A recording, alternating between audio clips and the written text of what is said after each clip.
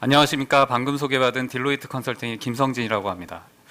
무엇보다 상반기까지는 주로 웨비나 위주로 진행을 하다가 이렇게 오프라인으로 진행을 하니까 이게 한 2, 3년 만인 것 같아요. 그래서 뭔가 여기 계시는 그 청중들의 기운을 받아서 뭔가 한다라는 게 굉장히 새롭고 또 어색하고, 그렇지만 오늘 제가 인사 트렌드라는 주제를 가지고 좀 25분 정도 요점만 말씀드리도록 하겠습니다. 그 이유는 사실 인사 트렌드만 가지고 얘기하더라도 굉장히 많은 시간 얘기할 수 있는데, 오늘 주어진 시간이 지금 25분이기 때문에 25분 동안 좀 말씀을 드리도록 하겠습니다. 그리고 이 표지를 보면은 요 왼쪽에 좀 이상한 그림이 하나 있죠. 이 이상한 그림은 딜로이트 컨설팅이 2022년도에 SAP 석세스 팩터스 이제 딜리버리 엑설런스와 관련돼서 어워드를 수상했다라는 부분이 있어서 간단하게 홍보차 가지고 나왔습니다.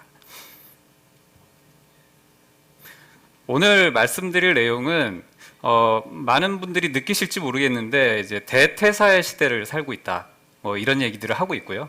그리고 코로나19라는 것이 지금 이제 어느 정도 많이 풀려가고 있습니다만 굉장히 많은 좀 영향을 미친 것이 사실이고, 그거에 대한 트렌드, 그리고 앞으로 HR이 무엇을 고민해야 되는가, 이런 내용으로 좀 오늘 말씀드리도록 하겠습니다. 대퇴사의 시대라는 말을 들어보셨나요? 그리고 실제로 피부로 느끼고 계신가요? 그래서 사실 국내 통계치만 보면 원래 그런 거 아니냐라고 좀 느낄 수 있는데요. 실제로 그 글로벌 트렌드를 보게 되면 글로벌도 다 똑같은 고민들을 하고 있고, 특히 이제 코로나라는 것까지 겹치면서 집에서 안 나오려는 경향까지 이제 같이 많이 이제 있습니다.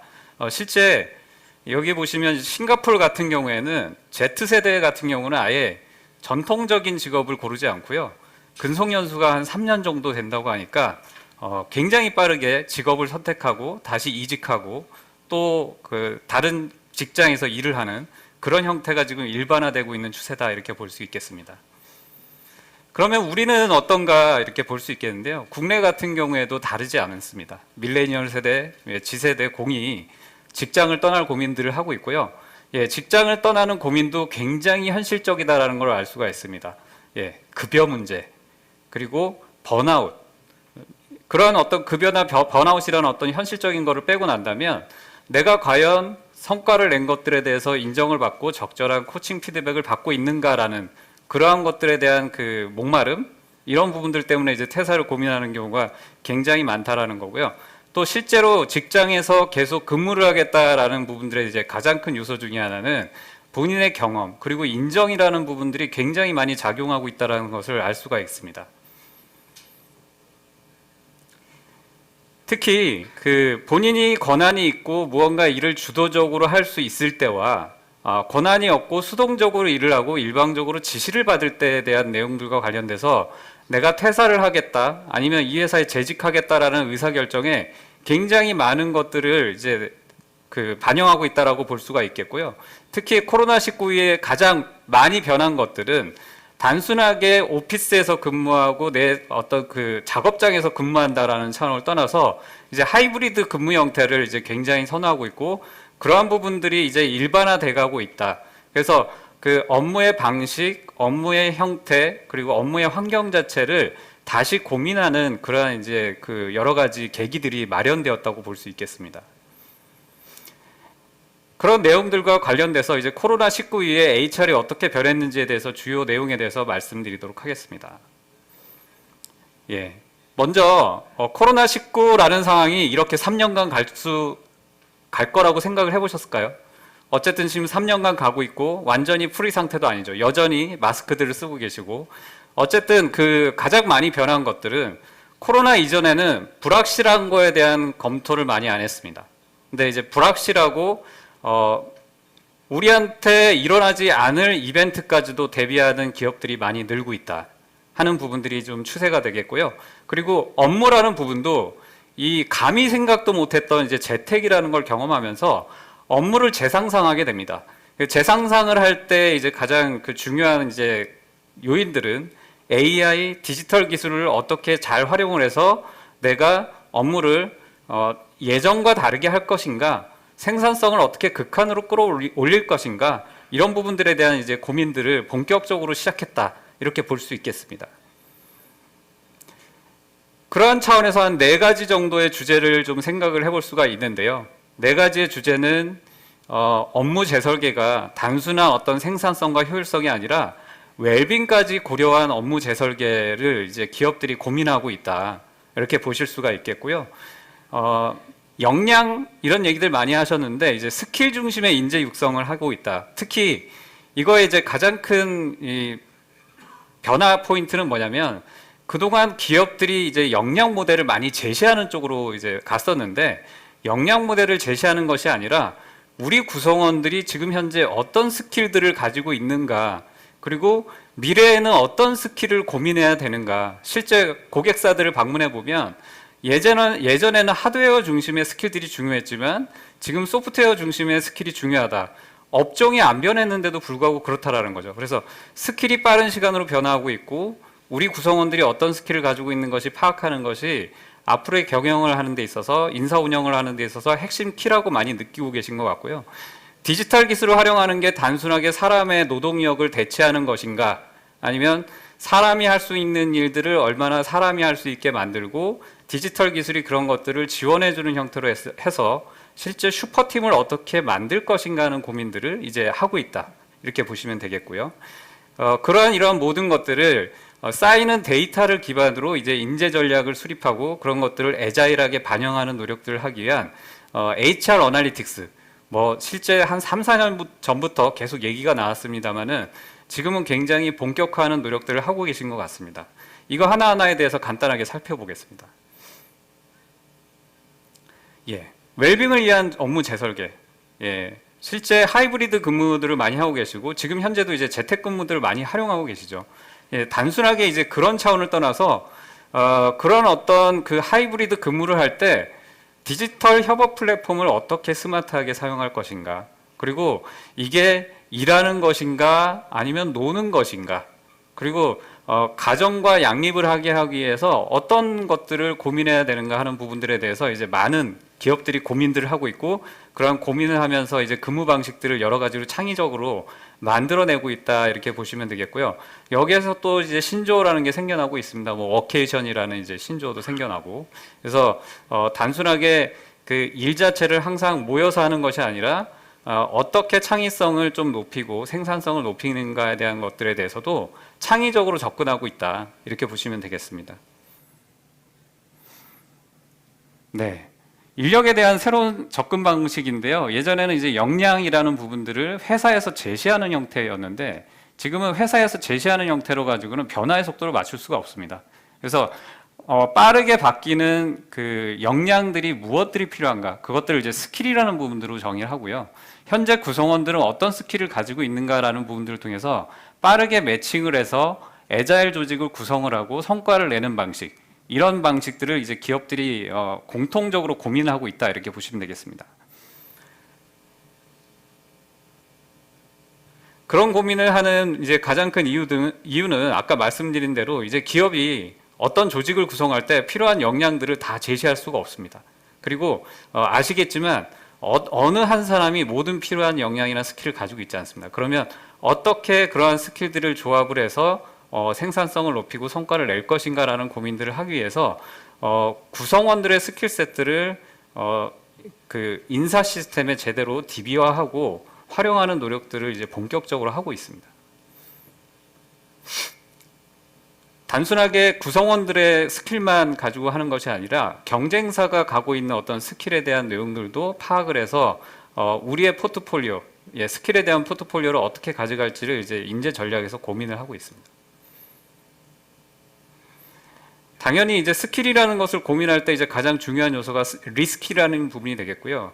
리스킬과 관련돼서도 교육에 대한 플랫폼도 이제 예전에는 회사에서 많이 제시를 하셨잖아요. 지금 회사에서 제시라는 방식보다는 구성원이 어떻게 나의 스킬셋을 디자인하고 갖춰 나갈 것인가, 그리고 아마 여기 계시는 모든 분들이 향후에 종착점으로 고민하고 계신 포인트가 결국에는 탤런트 마켓일 것입니다.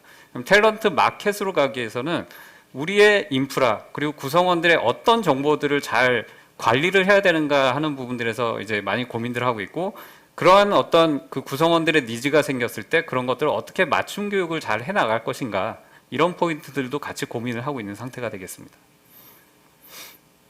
네. 슈퍼팀이라는 걸 구성을 할 때 뭐 여러 가지 이제 내용들을 얘기할 수 있겠습니다만은, 가장 중요한 어떤 그 화두 중에 하나가 기계나 디지털은 그것이 본연이 잘할 수 있는 걸 하게 되고, 사람은 원래 디지털이나 기계가 할 수 없는 일을 하는 형태를 지향하는 것이 바람직하지 않나, 이렇게 보여지고요. 이러한 것들과 관련돼서 이제 가장 중요한 키워드들은, 사람이 주로 잘 할 수 있는 일들이 이제 저런 한 3가지 정도가 되겠습니다. 문제 해결을 어떻게 잘 할 것인가 하는 부분하고요. 창의적인 사고, 그리고 새로운 기술들을 이제 빨리빨리 습득해 나가는 것들, 이런 것들은 인간이 아직도 뭐 기계나 여러 가지 디지털 기술보다는 잘할 수 있는 영역이고, 저런 것들을 했을 때 이제 좀 더 밸류가 난다라고 봤을 때, 어떻게 우리 회사의 구성원들을 저런 일에 이제 몰입하게 만들 것인가 하는 고민들이 이제 여기저기서 생겨나고 있다, 이렇게 보시면 되겠습니다. 어널리틱스와 관련돼서는 뭐 많은 분들이 지금 니즈를 얘기하시죠. 근데 사실 니즈를 얘기할 때 가장 큰 페인 포인트는 뭐냐면, 데이터가 없다 라는 고민도 있고요. 사실 데이터만 없는 게 아니고요. 하시고 싶은데 전문가도 없고 그 담당 인력도 없는 것이 사실입니다. 실제로 어널리틱스와 관련돼서 이제 가장 베스트 프랙티스로 많이 얘기하는 게 구글인데요. 구글 같은 경우에는 이런 어널리틱스에 사람을 얼마나 많이 투입하는가를 보시게 되면은, 이게 어널리틱스를 하고 싶다라는 문제가 아니라, 인프라와 리소스에 그만큼의 투자를 했을 때 어떤 그 성과를 낼 수 있다라는 측면을 고민을 하셔야 될 것 같습니다. 그리고 아까 싱글렉스에서도 이제 탤런트 프로파일이 예전의 인사기록 카드와 달라지는 모습들을 볼 수가 있겠는데, 이것도 이제 저희가 최근에 고객사에 설계를 해드렸던 모습이고요. 단순하게 인사기록 카드의 형태가 아니라, 그 어떤 한 사람의 탤런트에 대한 모든 것들을 입체적으로 종합적으로 실시간으로 파악할 수 있는 어떤 그 현황에 대한 리포트. 그래서 저희는 이제 탤런트 인텔리전스라는 말을 많이 쓰고 있는데요. 그런 내용들이 한 곳에 집적돼서 이제 쌓이는 것들을 모든 고객사에서 원하고 계시고, 여기에는 단순하게 인구 통계학적인 데이터, 히스토리컬 데이터뿐만이 아니라 만약에 퀄트리킷에서 그 사람이 이제 서베잉을 했던 내용들, 그리고 실제로 실시간으로 코칭 피드백을 받았던 내용들까지 다 집적이 돼서 그 사람을 온전히 파악할 수 있는 그런 것들이 한 곳에 쌓여서 보여지는 형태가 앞으로 투비로 가야 될 방향이 아니겠는가, 이렇게 보고 있고, 이런 것들을 이제 많은 고객사들이 원하고 있는 것들을 이제 필드에서 확인할 수 있었습니다. 그래서 저런 아까 그 큰 4가지 주제로 인사에서 많은 고민들을 하고 있는 상태가 되겠고요. 앞으로 HR은 무엇을 고민을 해야 되는가라고 고민했을 때, 각각의 기업이나 인더스트리에 따라서 조금 그 환경은 다를 거라고 보여집니다. 그래서 현재 처하고 있는 회사 인더스트리가, 우리는 인재 공급이 원활하다, 우린 필요한 사람을 그때그때 구할 수 있어 라는 데가 있고요. 실제 우리는 사람 하나 구하려면 굉장히 힘들어, 육성하는데도 오래 걸려, 이렇게 생각하시는 그런 어떤 팩터가 있을 겁니다. 또 하나의 팩터는, 우리는 정부의 규제에 굉장히 많은 큰 영향을 받고 있는가, 우리는 거의 완전 경쟁 시장에 가까운가, 이런 팩터로 봤을 때, 이런 시나리오로 봤을 때 본인의 회사, 지금 현재 조직이 어디에 좀 위치해 있다고 보실 수 있을 것 같고요. 그럴 때마다 좀 집중해야 되는, 인사에서 해야 되는 포인트가 다르다라는 관점에서 이 도식을 좀 보시면 되겠고, 그래서 목표 공유라는 부분, 일은 일이다. 일도 일종의 패션, 인재 간의 전쟁이라는 부분인데, 인재 간의 전쟁이 예전에는 이제 탤런트 워를 많이 상상을 하셨겠지만, 저 인재 간의 전쟁은 실제 모든 단순한 일, 그리고 프로세스로 이루어지는 일 자체는 이제 거의 기계가 대체를 하고 있기 때문에, 그런 산업군에 있는 그 인력들 같은 경우에는 이제 많은 경쟁이 치열해질 거고, 다른 직업으로 옮기지 않으면 퇴화될 거다 하는 부분들에 대한 이제 인재 간의 전쟁이 되겠습니다. 그래서 그러한 어떤 시나리오로 봤을 때 여기 계시는 기업들도 어디에 집중을 해야 되는지에 대한 화두를 이번에 같이 고민을 해보시는 계기가 되었으면 좋겠고요. 실제 그 인재 공급이 치열한 데서는 구성원들은 일도 일종의 패션으로 생각합니다. 그래서 아까 얘기했듯이 2, 3년 사이에 갈아타는 거 뭐 그렇게 거리낌이 없고요. 거부감이 없습니다. 이제 그런 일에 있는 분들이 있을 수가 있고 전통 산업에 있거나 굉장히 프로세싱과 관련된 일들을 많이 하는 그 회사인 경우에는 거기에 있는 기존의 인력들을 어떻게 좀 창의적인 일, 인간이 할 수 있는 일로 옮겨갈 것인가 이런 고민들을 좀 하셔야 되는 부분들이고 일과 가정을 굉장히 이제 구획을 딱 나눠서 하는 그런 이제 경향이 있죠. 그래서 일은 일이다라고 이제 보는 화두에 어떻게 대응을 할 것인가 그리고 목표라는 것을 어떻게 공유를 해서 대퇴사의 시대이지만 우리가 하나로 몰입을 해서 계속 인재를 리텐션해 가면서 인재의 파이프라인을 유지하면서 어떻게 갈 수 있는가 이런 이제 고민의 포인트들이 있을 것 같고요. 이거는 이제 고민의 포인트고 요 부분에 대해서 2023년에 인재 전략을 세우실 때 좀 참고를 해보시라는 차원에서 좀 화두를 들고 왔습니다. 오늘은 좀 제한된 시간이 있기 때문에 각각의 좀 자세한 설명보다는 화두 위주로 설명을 드렸고요.